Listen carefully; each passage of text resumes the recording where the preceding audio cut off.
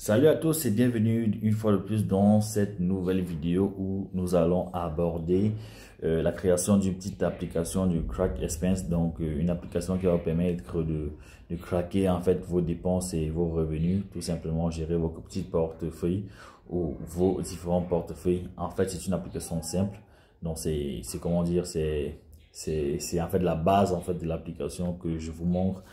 Et ensuite, peut-être dans les épisodes qui suivront, on pourra faire évoluer donc cette application ensemble. D'accord? Et j'espère que vous allez aimer cette vidéo et bon visionnage à vous. Si vous aimez, n'oubliez surtout pas à liker, commenter, partager la vidéo et aussi, pourquoi pas, nous contacter pour vos différents projets. Merci. Alors, on va commencer directement avec la création de l'UI. Pour ceux qui maîtrisent déjà cette partie-là, ils peuvent sauter tout simplement, hein. Ceux qui veulent pas revoir cette partie, vous pouvez sauter simplement et aller directement à la rubrique backend. Ici, je vais pas trop parler, je veux tout simplement vous laisser regarder comment je crée cette interface. Assez rapidement, j'ai mis un petit multiplicateur de vitesse qui ne devrait pas faire trop mal aux yeux. Donc, vous pourrez toujours suivre. D'accord? Donc, je vous laisse avec une petite mélodie en fond sonore pour ceux qui regardent bien la conception. Et on se retrouve directement à la partie back-end car c'est la partie que je juge assez importante pour moi. Donc, à tout à l'heure.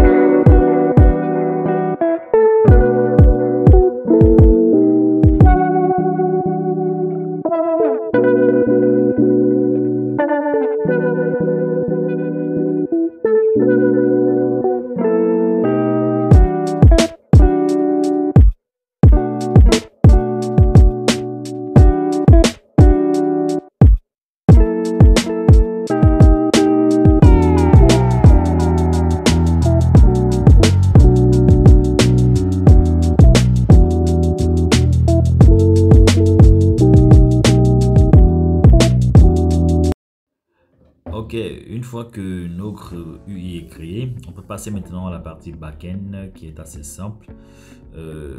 En fait, on va partir vraiment sur quelque chose de très simple vraiment. Donc pour commencer, on va ajouter une page d'authentification. On va aller dans les templates.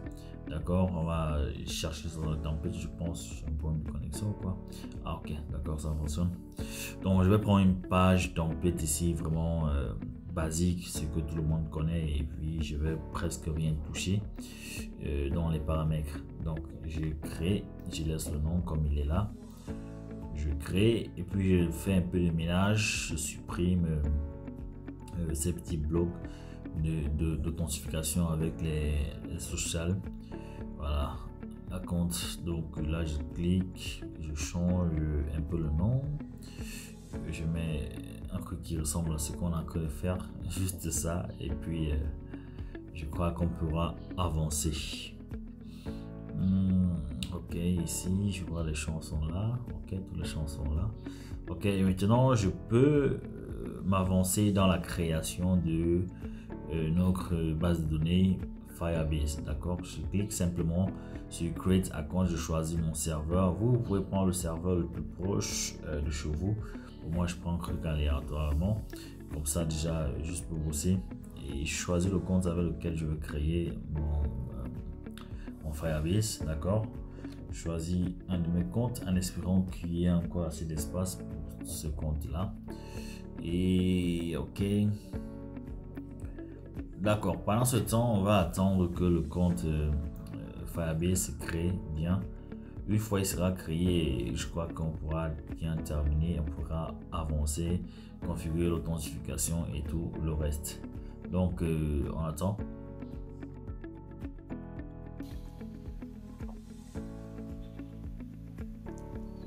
Ok, on attend que ça se connecte. Pendant que ça charge, sachez que vous pouvez retrouver l'intégralité ou bien la version de ce projet un peu plus abouti dans la description. Il est en vente. Vous aurez un template complet, backend, UI, voilà, assez complet donc dans la description. Ok, une fois que c'est fini, je dois activer ces deux options, l'authentification et puis le stockage. Donc je me rends directement dans Firebase. Là, c'est mon projet, le compte avec lequel j'ai créé le projet. Alors, il y a de fortes chances qu'il y ait erreur. Je suis directement sur le compte avec lequel j'ai créé le projet. Là, ok, j'ai choisi le projet que je viens de créer. Je clique simplement dessus. Ça va charger. Je me rends vers créer. On voit le look est encore de changer un peu avec Firebase. Grave, voilà. Une fois que c'est là, je vais activer l'authentification. Ouais, le look est vraiment encore changé. Voilà. Une fois que j'active, je vais activer l'authentification avec email pour l'instant. J'en ai pas besoin de tout le reste. Ensuite, je vais aller activer le stockage. Pour l'instant, ça va vraiment nous servir à grand chose, mais je vais l'activer quand même parce qu'on considère que l'application peut décider d'évoluer. Ok, donc je clique, je me lance en mode production direct. J'attends que le serveur s'affiche ici. Donc il ne s'est pas affiché, je clique sur OK, d'accord, et puis je clique sur OK. Une fois que c'est terminé, on va revenir sur Flutterflow.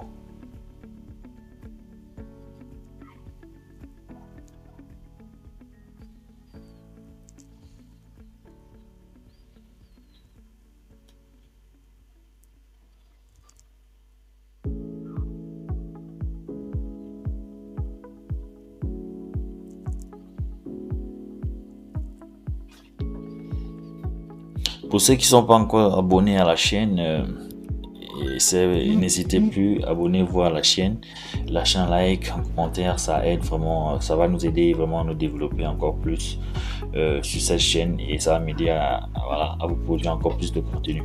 Voilà, donc après ça, il nous reste quelques petites étapes pour terminer avec cela. Donc je viens sur l'authentification, je l'active tout simplement. D'accord. la page de démarrage sera notre page d'authentification et la page d'atterrissage sera la page home page. Une fois que j'ai terminé ça, je dois revenir sur Firebase pour déployer le stockage. Une fois que je déploie le stockage, on aura presque terminé. Voilà. Maintenant, je vois des erreurs ici. Ils disent quoi? Voilà. Bon, ça, c'est déjà en principe corrigé. C'est déjà en principe. Bon, le provider sera l'email. Attendez.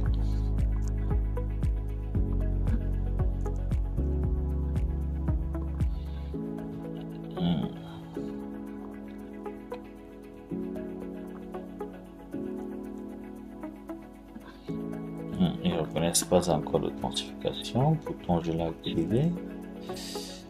Ça n'a pas pris. D'accord, désolé. Voilà. Une fois que c'est terminé, les erreurs devraient être corrigées. Voilà. Et puis moi je vais supprimer ceci. D'accord. Une fois que je supprime ça, je crois qu'on aura presque plus d'erreurs. Voilà. Je devrais ici générer les configs. Une fois que je termine de générer ces configs, j'aurai terminé avec la petite partie configuration Firebase. D'accord. Une fois c'est terminé, j'ai terminé là. Je peux commencer l'application en elle-même, la logique de l'application en elle-même. Donc voilà, on va aller sur quelque chose d'assez simple. On va pas se casser la tête avec trop de mathématiques ici, vu que c'est quelque chose d'assez simple. C'est un expense tracker. C'est une application qui va nous permettre de craquer nos revenus et puis nos dépenses et avoir en solde en live de notre portefeuille. D'accord. Pour l'instant, on va se dire que l'application, on peut avoir plusieurs portefeuilles. Que c'est pour des personnes, alors on peut avoir plusieurs portefeuilles. Ça peut être notre carte, ça peut être notre wallet, mobile money, ça peut être notre compte PayPal, ça peut être ce que ça veut. Pour l'instant, l'application de base, on va aller vraiment sur un wallet et en gardant tout en vue que l'application peut évoluer, d'accord? Parce que quand on crée une application, il faut toujours avoir en tête qu'elle peut évoluer. D'accord. Donc, ce que je vais commencer à faire, c'est créer d'abord les collections. Première collection, ce sera la collection user, d'accord. On connaît tous, alors j'accepte tout simplement les champs par défaut, d'accord. Et je n'ai plus presque rien à faire. La deuxième collection sera la collection wallet qui va représenter la collection de notre portefeuille, d'accord. Alors, est-ce que notre portefeuille a réellement comme attribut ou bien comme champ? Ça sera le nom, peut-être, voilà. Qu'on n'utilisera pas maintenant, mais on le met. Ça sera le solde qui sera ici un double, d'accord. Et ici on peut avoir la last update par exemple pour connaître quand est-ce qu'on a mis en dernière fois une transaction, bien on a mis nos portefeuilles un jour. Ça sera un time, d'accord. Ensuite, ce que je veux ici, pour rendre un peu la chose vraiment facile vraiment, parce qu'on part sur une logique vraiment facile. On veut pas se casser la tête avec les mathématiques, vraiment, tant qu'on a assez d'espace et de champs à créer. Donc, ce qu'on peut faire, c'est total revenu, par exemple. D'accord. Ça sera par exemple un double. Ici, je peux total dépenses, d'accord. C'est aussi un double, d'accord. C'est un double. Ok. Une fois que j'ai terminé ça, je garde cette partie-ci comme ça, d'accord. Ça. Pour l'instant, et je crée une autre collection qui va s'appeler transaction. Bon. Quand je termine la transaction, je commence par lier la transaction à son wallet. Donc, je vais mettre wallet. Bref, désolé, des fois j'écris avec underscore, des fois je mets en majuscule avec le premier case. Bon, ça dépend des préférences. Donc, je prends dans la référence de wallet. D'accord. Ensuite, je mets donc le type de la transaction. Type, ça sera un string. Et on a le nom de la transaction qui est un string. On a le montant. Le montant ici qui sera quoi? Un double. Ensuite, ce qu'on a, on a la date. Create time sera ceci. Ce qu'on avait encore ici dans notre voilà. Je crois que c'est bon, hein, c'est tout. C'est tout ce qu'on a. Ok, c'est tout.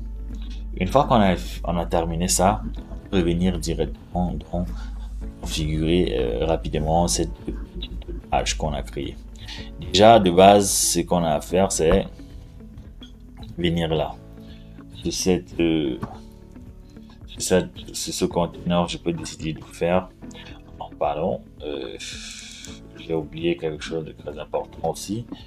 User ref, d'accord, qui sera un document référence de user, d'accord. Je peux aussi l'ajouter là dans la transaction. User ref. Si je veux, hein, déjà avec le wallet ref, on l'a déjà. Donc, on a vraiment besoin de l'ajouter. Donc, mais je l'ajoute quand même comme ça. Ok. Ici, donc, je vais créer tout simplement. Je crois que je vais enlever le user ref de transaction. Je crois que je peux le faire. Parce que là, on l'a déjà. Ce que je vais faire, c'est que je vais créer rapidement une query collection qui sera un user, pardon, qui sera un wallet single document avec un filtre, bien sûr, de user ref qui sera donc égal à authenticate user ref. D'accord, je confirme. Que j'ai ça, pour l'instant, ce sera un single query pour l'instant. Voilà, j'ai ça. Maintenant, je peux affecter la variable sold. Je peux aller là, sold directement, et puis en default value, bon, je mets 0. D'accord, je copie ça parce que je voulais mettre en combine text simplement pour ajouter la devise. Combine text, il est où? Bon, là je colle ce que j'ai copié, je confirme, puis je mets un en CFA simplement. Voilà. Et une fois que j'ai fait ça, ici je peux avoir tout le revenu qui sera aussi un combine text ici. Total revenu qui sera ici simplement total revenu qui sera à défaut 0. Si j'aurais franc CFA. Voilà, pareil pour ici. Combine text. Total dépense qui aura un default value de 0. Et puis un franc CFA ici. Et c'est bon. Une fois qu'on a ça, je crois qu'on a assez le bon là. Bon, pour ce conteneur là, je vais ajouter quand même un peu de reduce. Ok. Une fois qu'on a ça, on peut passer directement à cette action là. On peut passer à cette action là. Donc, ici c'est le bouton. Ici, je vais d'abord nommer mes text field. Text field ici va s'appeler nom. D'accord. Ici c'est montant.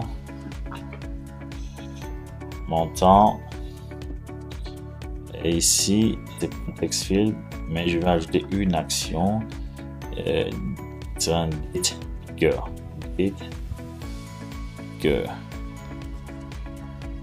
Voilà, je prends un piqueur, je reload le plastique parce qu'on peut vouloir ajouter une action, on peut vouloir ajouter une variable qui s'est passée, une transaction qui s'est passée depuis. Alors je vais venir mettre dans cette variable de date picker et puis je vais mettre un date format. Voilà, je vais mettre un relatif, d'accord. Voilà, jour, pour pas avoir d'erreur, bien sûr. Une fois que j'ai nommé tout ça, je reviens sur mon bouton là. Je vais faire un create document. Pardon. Pardon. Firestorm create document qui sera un transaction. Transaction qui aura wallet grave qui sera donc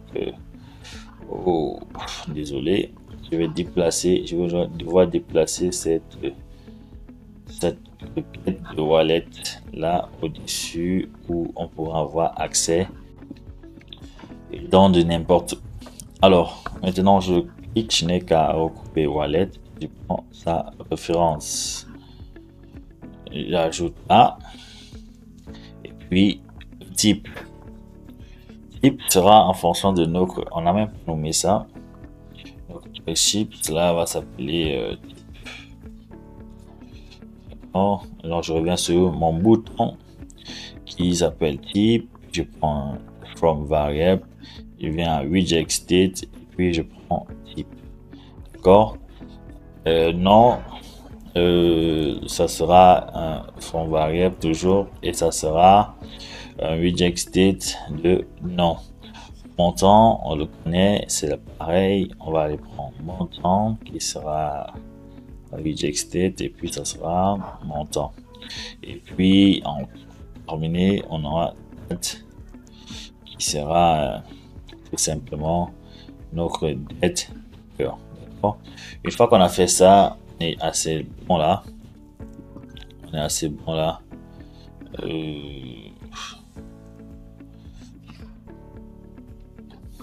Ok. On va faire un update. Update de la base de données. On dit update. On va update notre wallet ici. On va dire ce qu'on va update réellement. On va venir update. On va venir update.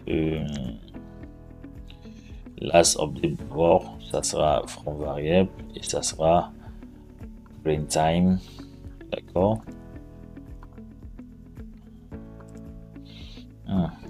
J'ai pris current time.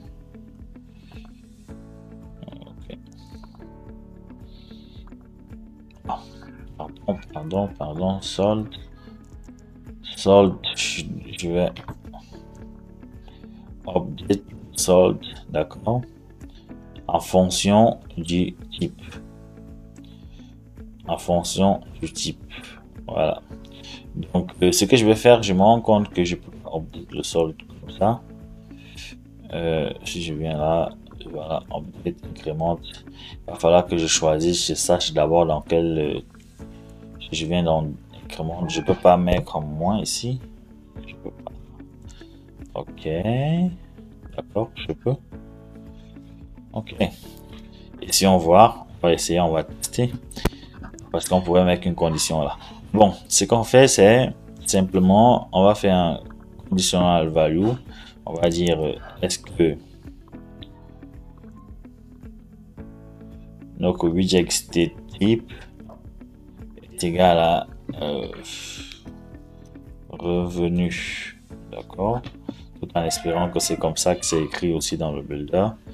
Si c'est égal à revenu, là on va faire un incrément tout simplement de solde ou bien de montant. Et si c'est pas le cas, je vais faire un combine text. Je vais faire un combine text.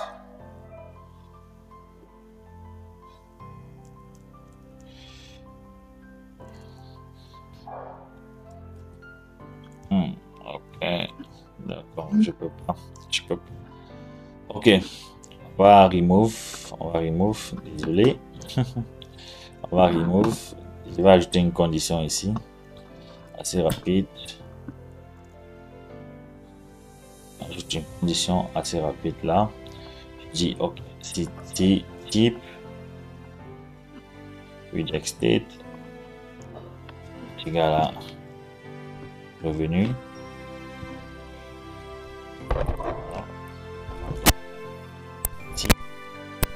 est égal à revenu. On fait cette update là.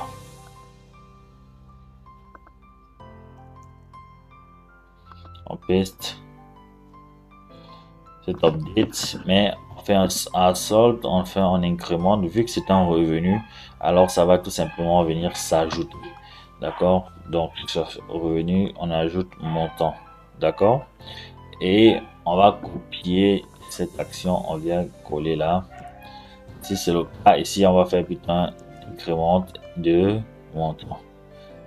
D'accord? Reject state, on décrémente simplement. Une fois qu'on a ça, bon, ça, je sais pas connecter, c'est current. Voilà. Voilà. Ok. Bon, là j'ai une erreur, c'est laquelle? Ok, c'est ici. Current time. Ok, une fois qu'on a fini avec ça, c'est bon, hein? Une fois qu'on a terminé, c'est bon. On a ajouté les revenus.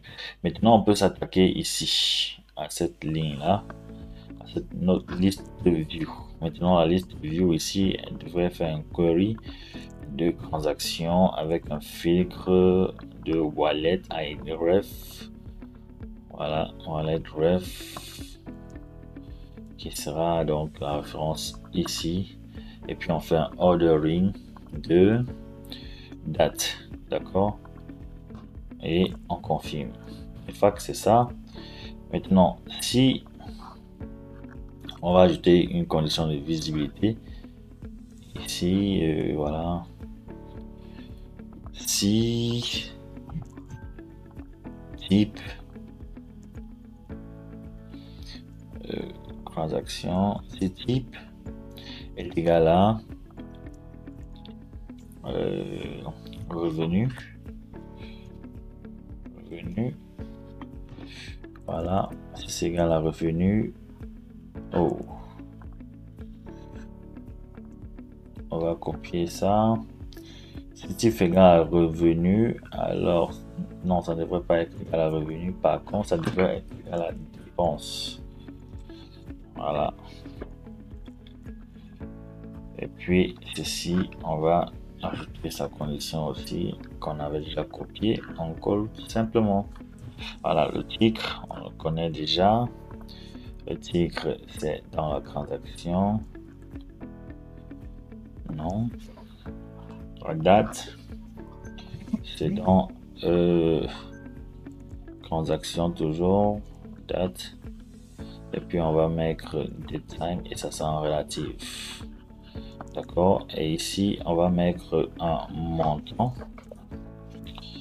qui, voilà, va toujours dépendre du type. Donc on va faire un conditional value.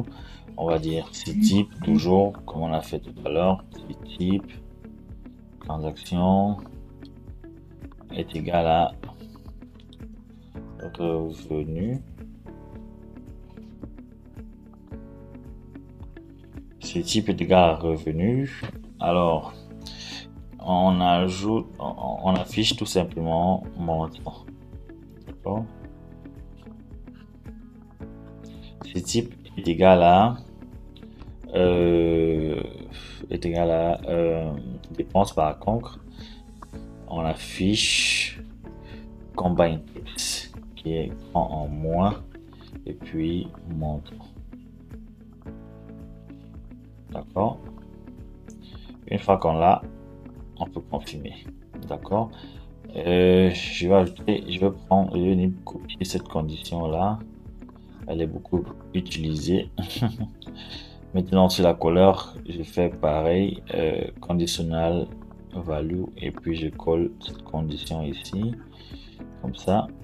Si c'est égal à revenu, alors c'est en vert. Si c'est égal à dépense, par contre, c'est en rouge. D'accord. Ok.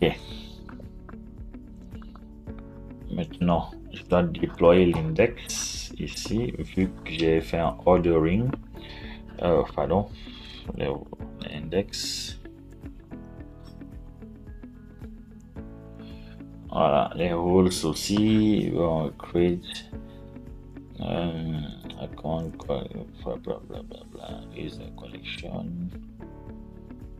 Voilà, everyone, authenticate user, read, authenticate user, right, authenticate user, ici ça sera target. Bref, bon, pour l'instant je laisse d'abord là. Bon, tout ce qui nous intéresse c'est d'abord tester. Ok, ensuite, qu'est-ce qu'on doit faire? Maintenant, on sait qu'on a géré tout ça, mais si on lance l'application, on aura une grosse erreur. L'erreur sera due au fait on n'a pas créé le wallet, d'accord? On n'a pas créé le wallet. Alors, je viens ouvrir ça, tout simplement, et je vais décocher la navigation, d'accord? Et vu qu'il a déjà créé un compte, alors on suppose qu'il est déjà authentifié, d'accord? Alors, je vais venir tout simplement créer un document ici, wallet, d'accord? Et puis, le wallet, je mets principal, d'accord? Et je mets solde 0.0. Last update, on connaît, c'est aujourd'hui. Current time et revenu 0. Total dépense aussi 0. Voilà, je crois qu'il n'y a plus. User ref. Voilà, on met authenticate user. Je crois qu'il n'y a plus de champ. Ok, ensuite on navigue vers homepage. D'accord. Donc j'espère que vous avez un peu vu pourquoi j'ai fait ça. Et je crois qu'une fois qu'on est bon, ici, qu'est-ce qu'ils nous disent? Ok, ça c'est les rules. Ah. Ok, j'ai un point de VPN. Attendez, je relance en espérant que ça a enregistré.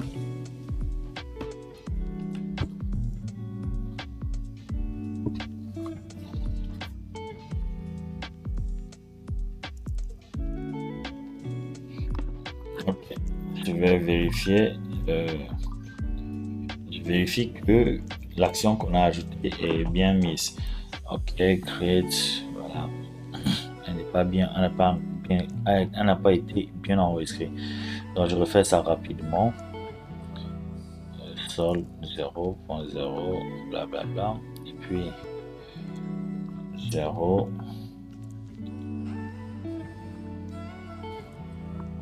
0 et puis authentifier user qui est même important.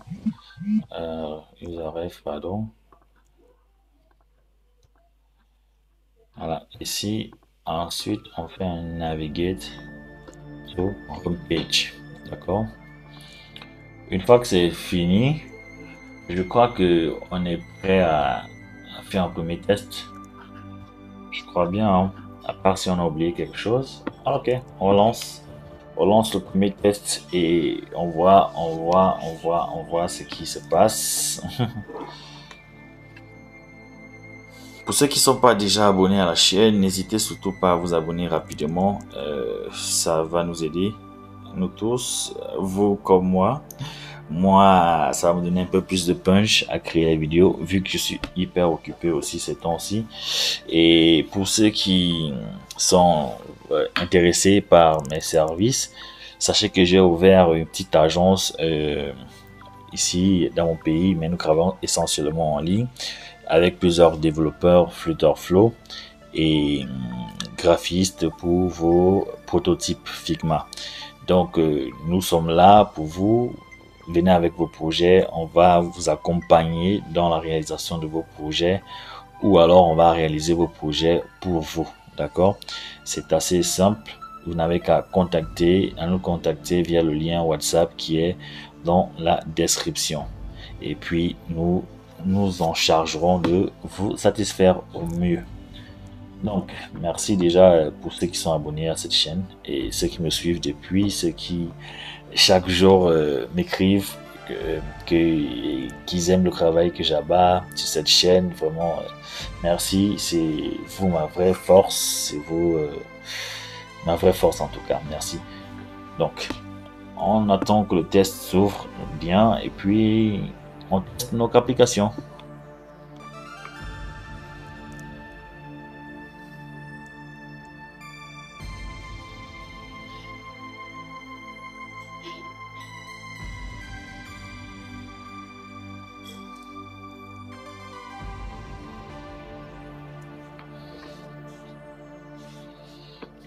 Ok, ouais, bon, le mode DAC est activé chez moi.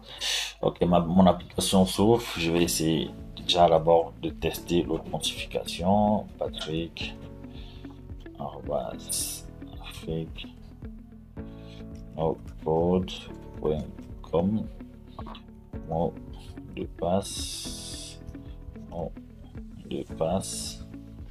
Ok, et puis j'essaie d'écrire le compte. Je vois, est-ce que ça va passer?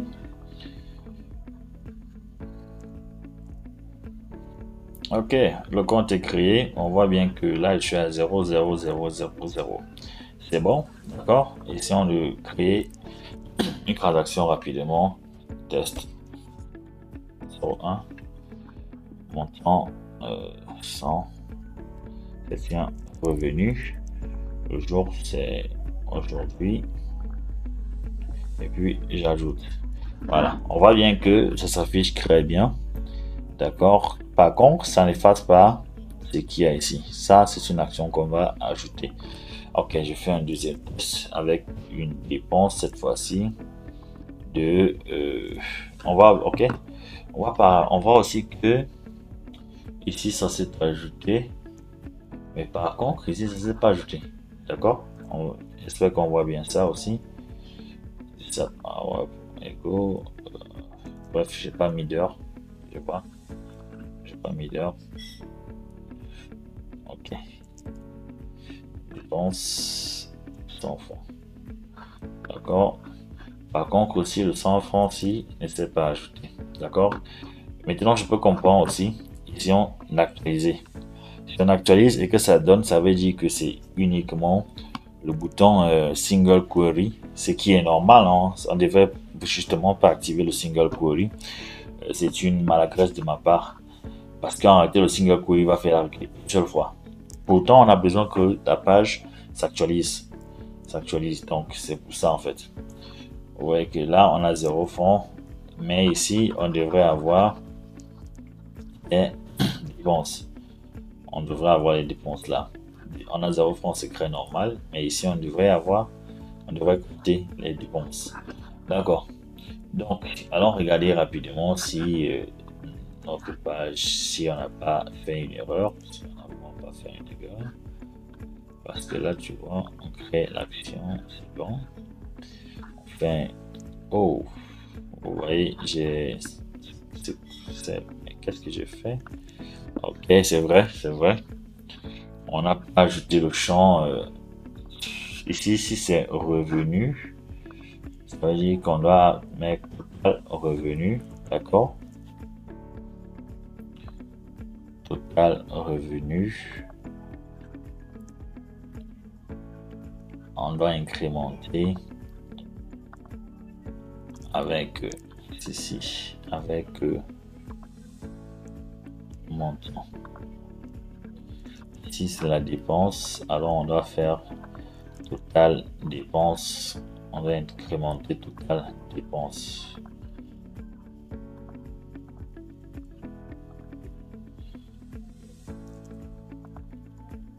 Total dépense. Voilà. Une fois qu'on a fait ça, c'est bon. Ensuite,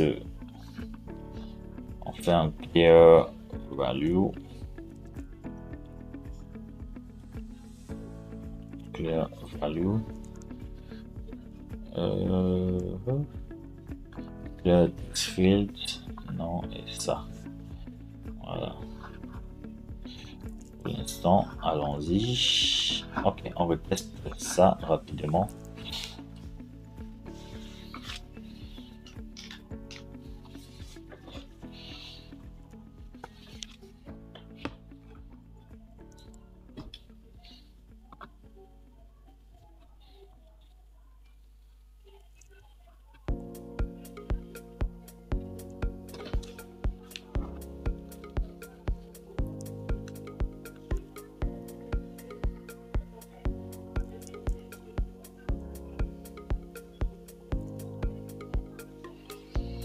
Ok, voilà, on voit que c'est bien affiché là.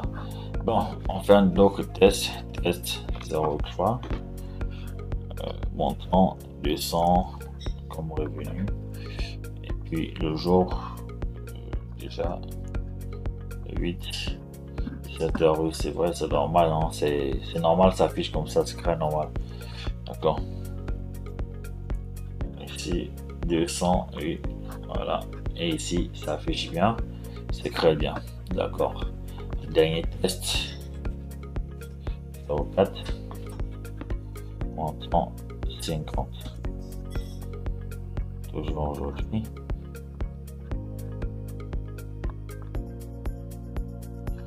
50. Ok. Maintenant, on voit que l'ordering ne se fait pas très bien. D'accord? Ça ne se fait pas très bien.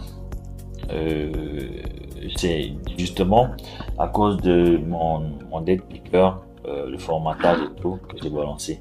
Donc c'est uniquement pour ça en fait que mon ordering ne se fait pas bien. Donc ici, je crois que nos capis, ça va, elles fonctionnent déjà assez bien. Ok, il manque à gérer le date picker et de faire des ajouts. D'accord? Là, vous avez déjà une petite base du crack experience qui est là. Maintenant, je crois que c'est la balle est dans votre camp pour les différents ajouts qu'il faudra faire. Si vous voulez ajouter d'autres choses, bah, c'est à vous de voir. Voilà, c'est à vous de voir ce que vous pouvez ajouter. Et n'hésitez surtout pas, comme je vous ai dit, j'ai une version de l'app un peu plus évoluée, d'accord, un peu plus évoluée et qui est disponible en achat dans un template que j'ai réalisé avec Flutterflow. Euh, c'est complète. Je vais vous laisser une petite vidéo de description, oui, descriptive de l'app que vous pouvez acheter.